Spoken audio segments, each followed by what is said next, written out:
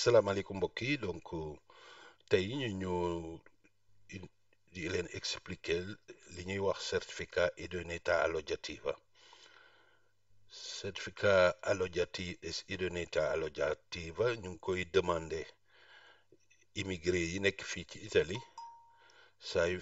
saa yu jotee ñuy war a toppatoo këyit boo xam ne dañ koy jox seen mbokk lu mel ni seen jabar regroupement familial wala seen doom wala seen beneen mbokk rek boo xam ne wax dëgg yàlla loi bi may na leen ñu indi ko fii jox ko kayit muy permesso di soggiorno per motivi familiari te ñu waxoon ko ci sujet bi génn di wax ne certificat boobu donc immigré yi lañ koy faral di laaj en général ku am nationalité italienne duñ la ko faral di laaj lan mooy nag certificat boobu lan la tekki mooy ci misaal daal mooy wane ne kër gi nga nekk wax dëgg yàlla yaatu na benn yaatu bu nit ñi fi dëkk xaj ci ba noppi respecté na norme yoo xam ne loi bi nga xam ne moo yore birum logement moo ko fixé di wax certificat boobu donc mu ngi jëriñ pour def ricongiungimento familiare muy li ñuy wax regroupement familiare ak coesione familiare surtout nag xale su fekkee ne ñi ngay indi am nañ plus de 14 ans waaye nag yemul rek ci mbirum permis de séjour loi ci mbirum immigré yi dafa wax ne tamit datore di lavoro bi su lay jël il faut mu laaj la dëkkuwaay bi certificat idoneità alloggiativa boobu daf la ko war a laaj waaye nag gis nañ ne loolu en général détails yu bëri duñ koy appliquer waaye agence de travail agence di lavoro yi nga xam ne ñooy def travail intérimaire ñu koy wax agenzia wala coopérative dañ koy faral di ko laaj seen liggéeykat yi di wax ne ci gàttal rek dafa wax ne loi boobu dafa wax ne selon superficie kër gu nekk ni mu toll nit ñi fa war dugg da ko déterminer ci yaatuwaayu kër gi ñu taxawale ko nii maanaam kër goo xam ne wax dëgg yàlla benn nit la warul gën tuuti benn nit rek fa dëkk warul gën a tuuti 14 mètres carrés su dee ñaari nit la 28 mètres carrés la su dee ñetti nit la 42 mètres carrés su dee ñeenti nit la 56 mètres carrés kon nag ñu bamtuwaat ko nga wax ne kër gi su dee benn nit rek fa dëkk warul gën a tuuti 14 mètres carrés su dee ñaari nit la 28 mètres carrés su dee ñetti nit la 42 mètres carrés su dee ñeenti nit la muy 56 mètres carrés su weesoo loolu moo di ne beneen nit bu ci yokk maanaam su dee 4 habitants la mu war a nekk 56 mètres carrés beneen nit bu ci war a yokk rek dafa que surface bi dafa war a yokk 10 mètres carrés maanaam su dee 5 personnes la soo ko defee ci 56 muy 66 mètres carrés léegi nag ba noppi ñu wax ne chambre bu nit ñi war a dëkk chambre benn nit warul gën a tuuti 9 mètres carrés chambre ñaari nit warul gën tuuti 14 mètres carrés waaw donc ñu jàpp rek salle bi mooy fi ñuy yendu moom it warul gën tuuti 14 mètres carrés loolu mooy superficie yi wax dëgg yàlla di wax ne donc su fekkee ne kër la boo xam ne benn néeg rek la kër gi yëpp warul gën tuuti 28 mètres carrés bokkul nag ak néeg su ñuy wax néeg mooy ci kër gu am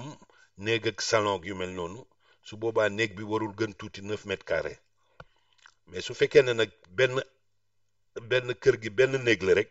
il faut que total bi yëpp toll au moins 28 mètres carrés su dee benn nit rek la su fekkee ne ñaari nit nag ñoo dëkk ci studio lu ñuy wax studio wax dëgg yàlla studio bi warul gën a tuuti 38 mètres carrés di wax ne tamit déterminer nañ guddaayi kër gi waaw ñuy wax ne kër gi wax dëgg yàlla war na am 2 mètres 70 ci guddaay waaw loolu mais yemul rek ci espace bi waaye aussi yem na ci aération kii bi kër gi ak mbirum gaz beeg courant bi ndax respecté nañ norme aération bi moo di ne wax dëgg yàlla il faut que saal yeeg néeg yi am fenêtre il faut que baño bi tamit am fenêtre boo xam ne fa la saxaar seeg ndox mu tàng mi mën a génn su ko amul mu am mu tam ànd ak nag loolu ñuy wax système d'aspiration waaw loolu mbirum niñ koy waxeeti chauffage ak courant yooyu tamit xam ngeen ne dafa am norme yu état bi fixé pour kër gu nekk mbirum chauffage bi nan la war mel ak mbirum courant yi ak prise électrique yi yooyu yëpp wax dëgg yàlla dafa nekk loo xam ne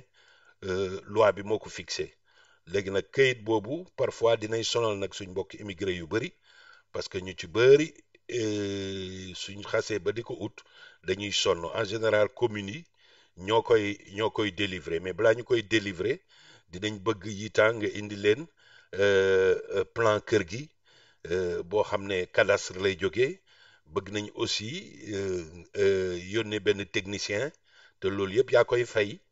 mu yónni technicien boo xam ne day ñëw xool kër gi def plan en général architecte wala géomètre lay doon te parfois li ñuy laaj pour defar impianto contrôler impianto riscaldamento muy chauffage bi ak impianto électrique bi parfois ñooñu li ñuy laaj rek pour defar système boobu yëpp dinañ ciy laaj presque ba 500 € ba ci 1000 €. donc li nga xam ne moom lañ ciy digal nit ñi rek moo di ne li ci gën moo di ne saa yoo def contrat de location nga wax borom kër gi mu préparer la benn certificat idoneità alloggiativa boo xam ne defar na ko ba pare pour jox la ko nga xam ne ëllëg yow soo koy defarlu séraay boobu doo ci dugg donc lii wax dëgg yàlla mooy li nga xam ne moom mooy certificat idoneità alloggiativa ñu koy gën a demander nag ci sooy def regroupement familial wala nga am sa jabar nekk ci nga am fi jabar bëgg koo jox permis de séjour loolu yëpp dañ koy laajte comme ni ñu koy faralee di wax nag li ñu koy gën a laajte immigré yi lañ koy laajte mais ñi nekk italien ba pare duñ leen koy laajte léegi donc